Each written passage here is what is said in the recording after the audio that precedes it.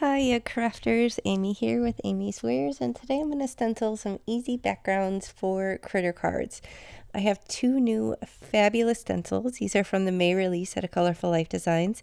Here is a photo of the finished cards to show you where we're headed. This was so easy and fun. So this is a square swirl stencil. I'm going to try and say that without butchering it.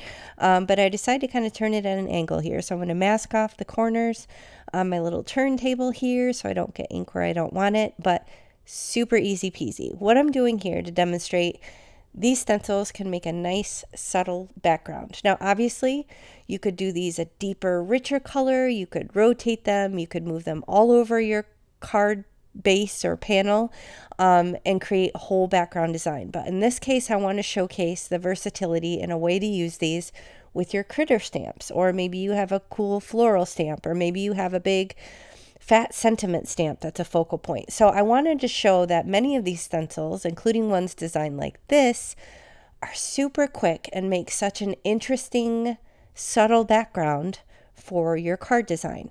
So here you can see I'm really just using residual ink. I'm not even wanting to go super bright in your face, but I have one that's warm colored and one that's cool colored, and I have no idea where I'm going to go. I'm having fun shopping my critter book.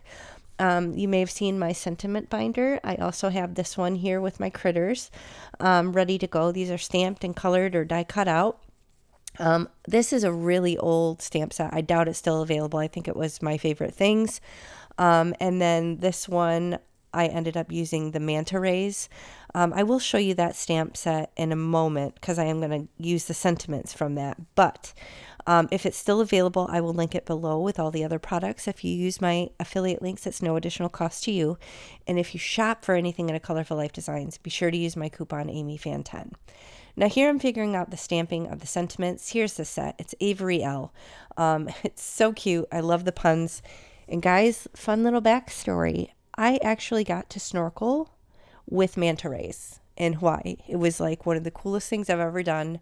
You go in the dark and they use lights to attract the plankton, which the manta rays feed on.